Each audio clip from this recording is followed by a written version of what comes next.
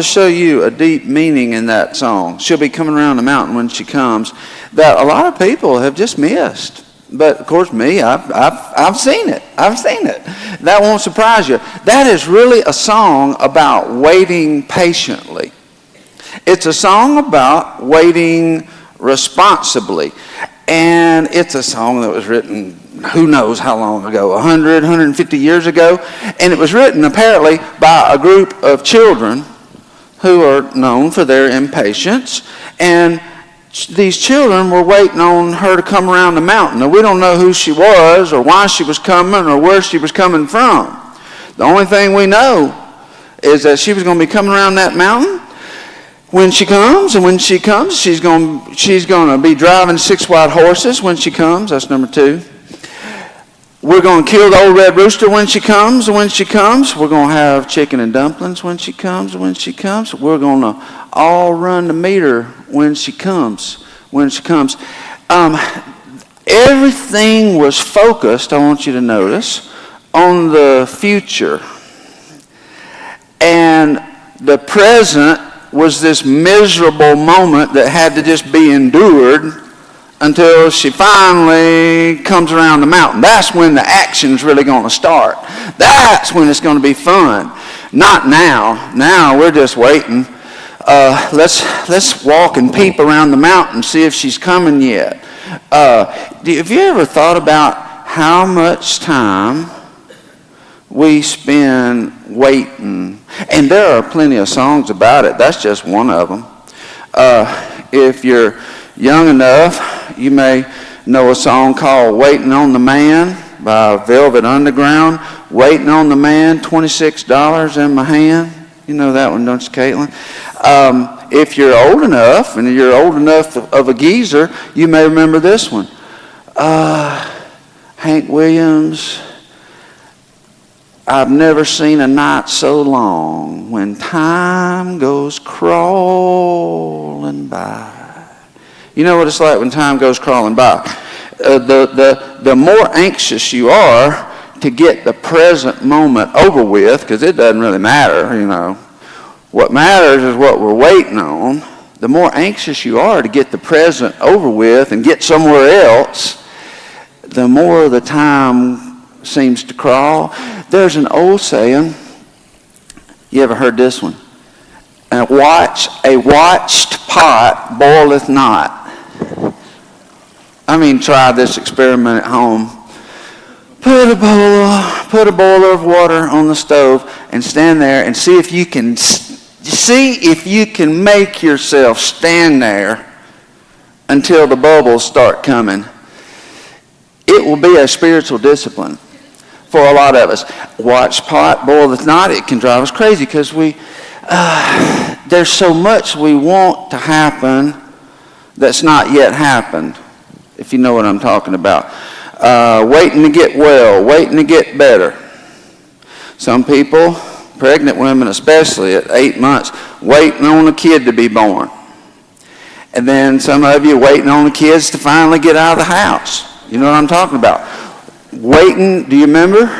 Or some of you are there now, waiting on finally getting a real job. And then you're waiting on retiring from the real job. Waiting to finally get married. And then some people waiting on the divorce papers to finally be finalized.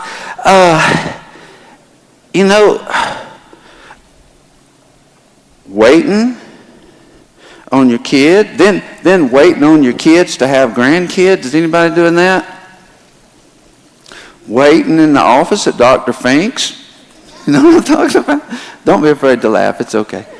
Waiting on the doctor. I met a woman when I was about 11 years old. Our Sunday school class went to the nursing home. And it's the first time I'd ever been in one of those places. And one of the ladies there decided to address all those little kids, scared us to death. She said, "Y'all are young. We're old." And she said something serious. Really, wasn't a joke. She said, "We're just waiting to die." Waiting to die. One of the reasons waiting, whatever it is you're waiting on to happen or to get settled, whatever you're waiting to get the way you want it, whatever that something is, if you're not careful, you'll be like the children who are waiting on her to come around the mountain. You will fall for the lie and begin thinking that waiting time is wasted time. The truth is, waiting time is only wasted if you get so caught up in trying to hurry things up that you neglect what you could and should be doing right here and right now. There was a day when King Saul of Israel found himself waiting on a man.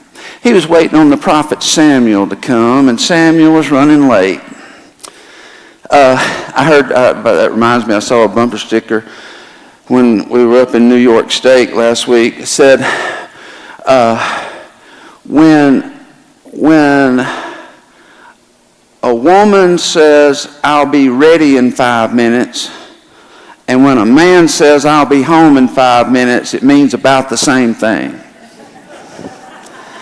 It means you're in for a wait. Well, this was a nervous wait for King Saul because he had good reason. I mean, I don't know about you, but every time I've ever been worried and waiting, I had a real good reason. I mean, I had a good reason, so did Saul. He really did. I'd have been worried too. I'd have been impatient. I'd have been picking at my fingernails. Some people even pull their hairs out. I don't do that. Have you ever done that? Pulling your hair out, you're so anxious for something to happen. Well, he had reason. You see, it was the understood arrangement with King Saul that before he led his troops into battle, he needed Samuel the prophet to come and offer a sacrifice. The idea was offer the sacrifice. It's an act of worship. All the troops are there.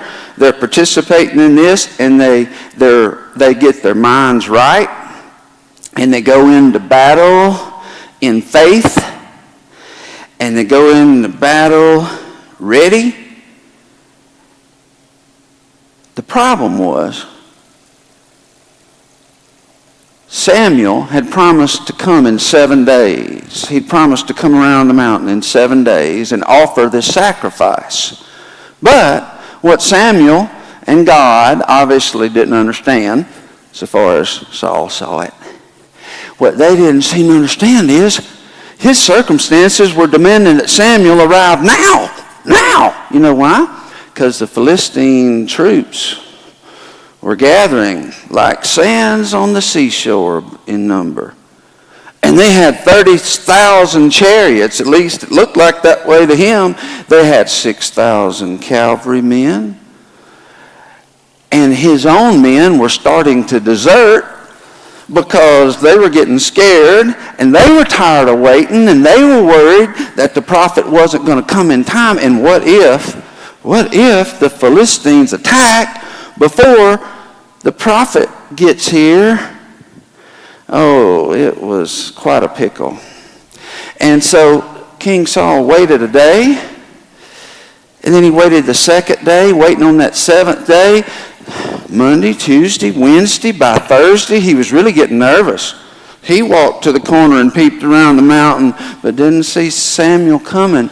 And on Friday, he climbed up on top of the mountain and looked as far as he could see, and no sign of the prophet. And so Saul made a mistake that a lot of people make when they are waiting on God or life or somebody else to do what somebody else needs to do.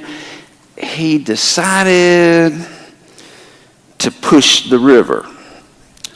One of my mentors used to say, "Don't push the river. It flows by itself." But do you know how slowly the river sometimes seems to be flowing, and how slow we seem to sometimes be going in process of getting where we wanted to be. Don't push the river, but Saul decided he just had to. I want to read this scripture to you. 1 Samuel chapter 13, verse 8 through 11 describes what we've been talking about. Saul waited there 7 days for Samuel, as Samuel had instructed him earlier. But Samuel didn't come. Saul realized his troops were rapidly slipping away. So he demanded, "Bring me the burnt offering and the peace offerings." And Samuel sacrificed the burnt offering for himself. Now you think, well, what was the big deal about that? He sacrificed the burnt offering himself instead of waiting for Samuel to do it. Well, you're not likely to find yourself in that exact situation. I mean, did any of y'all sacrifice any burnt offerings this morning before you came to church? No, you didn't. But there are some things in your life and things in my life that we really can't do and don't have any business doing for ourselves because it's a way of trying to push the river. There are certain things we have to wait on, and for Saul, this was that thing. I won't go into a lot of explanation, but he knew that. And in many ways, this was a test of his faith. Waiting on the Lord really is a test of faith. Do you know one of the reasons that it's so hard to wait on the Lord, for the Lord to work things out the way we want them? It's because really deep down we're afraid that if the Lord doesn't hurry up and work this out, it's going to be too late. Because, the Lord, he doesn't get in a hurry. And I'm in a hurry to get things done. I rush and rush till life's no fun. That's the way Saul was. So he took this matter into his own hands, and he was finishing up the burnt offering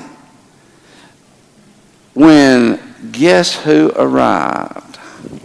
You've already been peeping ahead around the mountain. See? Impatience. Just as Saul was finishing with the burnt offering, Samuel arrived. Doggone it. If only he'd waited another 30 minutes. That had to hurt. Saul went out to meet him and welcome him. But Samuel said, "What is this you have done?" Saul replied, "I saw my men scattering from me, and you didn't arrive when you said you would. And the Philistines are at Michmash, ready for battle." Verse 12. So I felt compelled to offer the burnt offering myself before you came. I felt compelled. I didn't have any choice. I felt compelled. Be careful about your feelings. My feelings have caused me to make terrible mistakes in life. Sometimes we feel compelled to do things that are really going to take us down the wrong road, or things that will only try to get out of our own business into God's business. A wise man used to say to me what you may have heard me say to you: that which is out of your control is none of your business.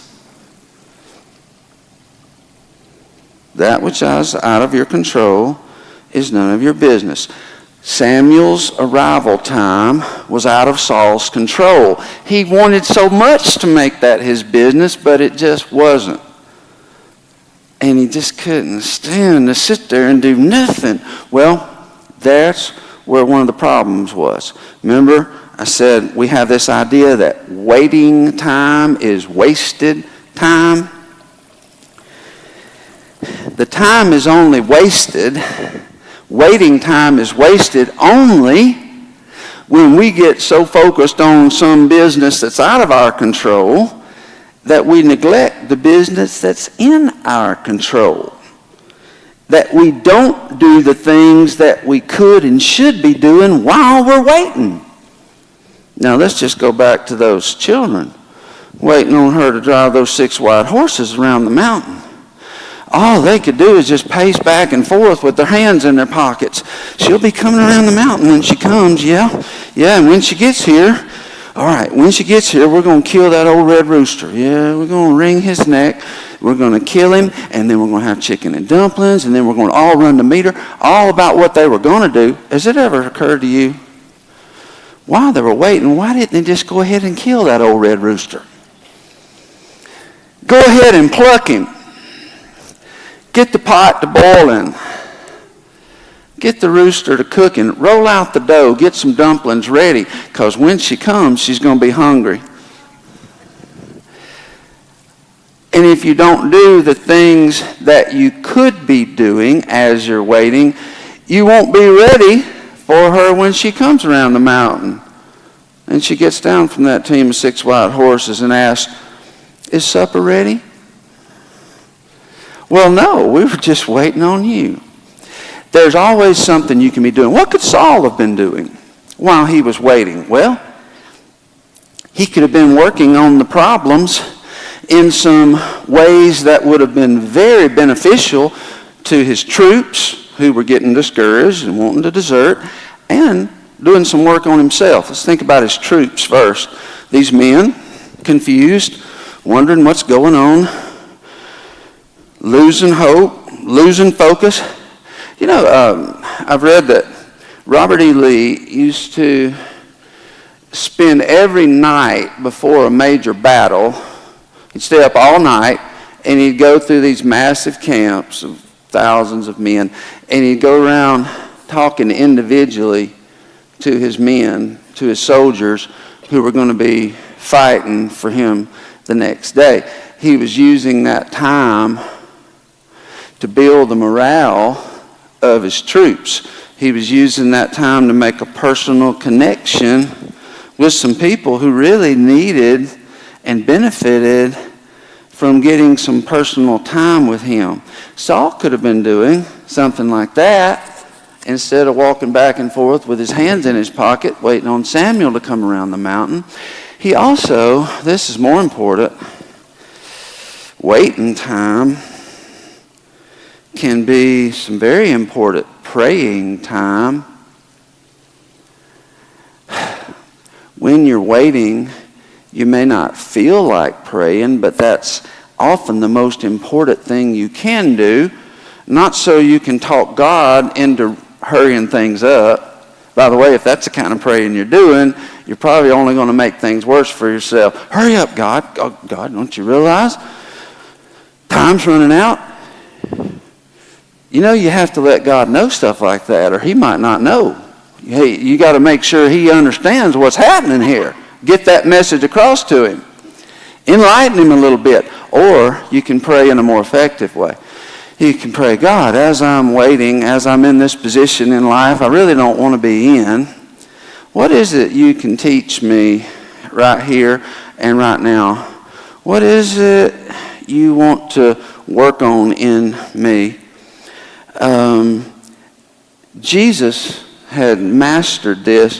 One night, Jesus found himself in a garden waiting on a mob to come and arrest him.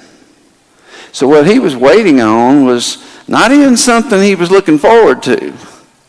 He was waiting on something he had to be dreading. He dreaded it so much he was sweating blood.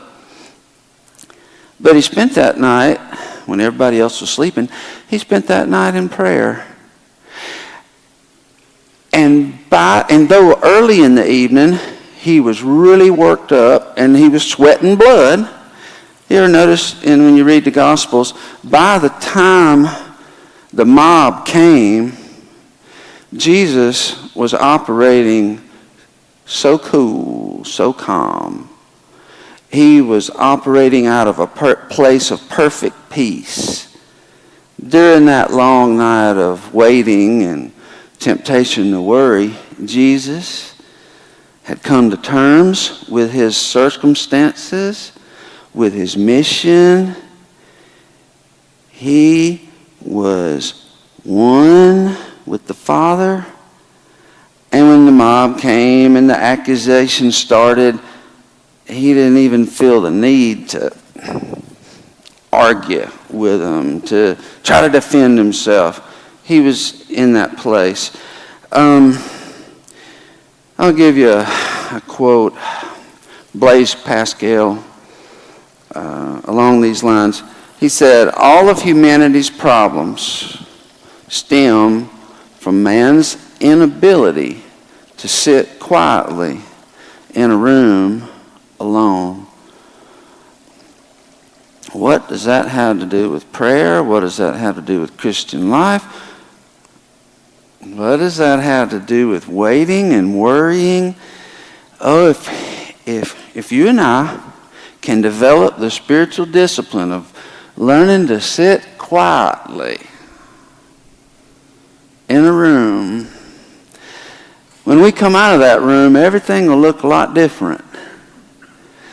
We'll see things differently, we'll handle things differently, and we'll create a lot fewer problems for ourselves. Isaiah the prophet put it this way, Isaiah chapter 40, verse 31. Those who trust in the Lord will find new strength. Now that's an interesting verse because of the way the word trust is translated differently in different translations. Sometimes, about half the time, if you look through various versions of the Bible, it says, those who trust in the Lord will find new strength. Other translations, King James, for example, say those who wait on the Lord will find new strength. Now, why would different translators use the term wait and others use trust? Because the two words in some cases are almost interchangeable. To trust God is to wait and not try to take care of stuff that's none of your business because it's out of your hands. To trust God is to leave the things in God's hands that only God can deal with. If you're really, really old, you may remember the chaplain of the Senate, Peter Marshall. His wife, he was a masterful Scottish preacher, and his wife, Catherine, published his works after he was dead, his sermons, and she wrote a little herself. She was quite a Christian lady. Catherine Marshall said this, we are a lot like impatient little children who've brought a broken toy to our father for him to fix. We hand our father the toy to work on, but we won't give him any time to work on it. We hand it to him and then snatch it right back because we're ready for it to be fixed now. Saul snatched the toy. Actually, guess what? Saul was the toy God was working on. When you are the person who's waiting, when you are the person who's having difficulty trusting and minding that which is within your control responsibly, you are that toy that God is working on. Don't snatch yourself away prematurely and then complain, God just won't help me. I remember, Lord knows, there's been plenty of times in my life when I found myself waiting on something and I just couldn't understand why God wouldn't hurry up. And the thing that worried me the most, tested my patience the most, when I was waiting on finding a wife. I got to be 22 years old. I turned 22 and did not have a serious girlfriend. I was 1 inch away from being just an old bachelor. It was obvious. That's where this was headed. And what I didn't know, I started early hunting my wife. I started when I was about 14. And by the time I was 15, she still had not materialized. And I would pray about that. And that, in fact, that was my main topic of prayer. The Lord and I talked about that a lot. Let me rephrase it.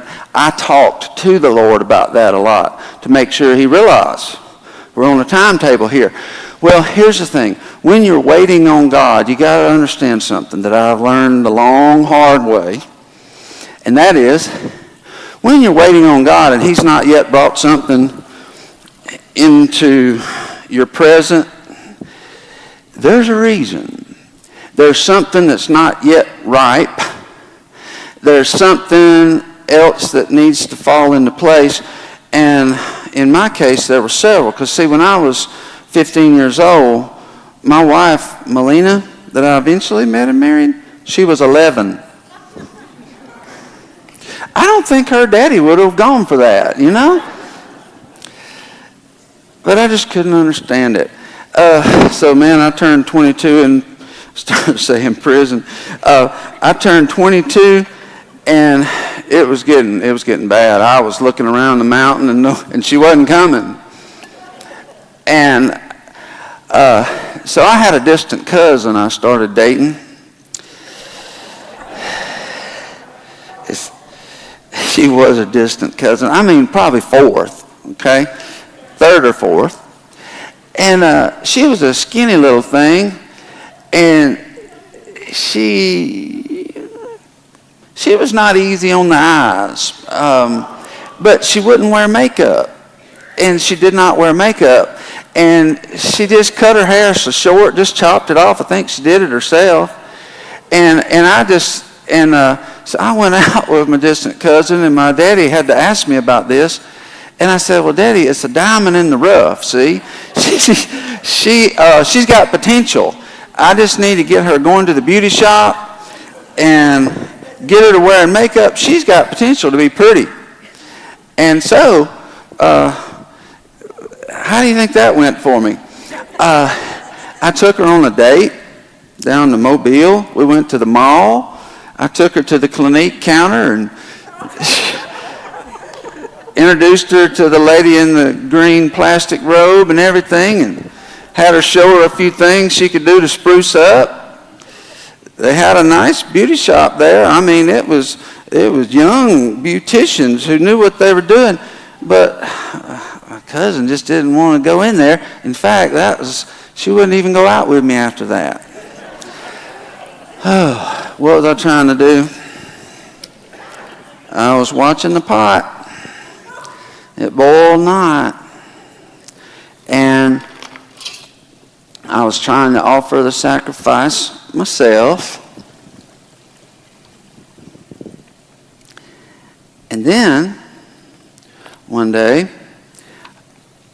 I found myself at college. I went back to college. And I was at the home of a friend one day. And I went to the top of the staircase to look at something upstairs and was coming down, and I looked down at the bottom of the stairs, and there was the cutest, sweetest looking little 18-year-old girl I'd ever seen, in pigtails now. Her name was Mena. And it was kind of like that moment when Scarlett O'Hara looked down the stairs and saw Clark Gable. And I knew right then, wait was over. And it was worth the wait. And so I insulted my cousin for no good reason. Saul offered the sacrifice for no good reason. God is just not ever late. You ever heard the saying, God never gets in a hurry because he's got all eternity to work. But what I immediately think is what you might have thought just then. Yeah, but I don't have all eternity. He knows you don't. He knows you don't. He knows you don't. Don't push the river It flows by itself. I guess here's what I want to say to you. If something isn't happening, it's because something else needs to happen first, and you don't always know what that is. Just look for the things that need to happen in you, the things that need to be worked on in you. Work on those things so that when she comes around the mountain, you'll be ready.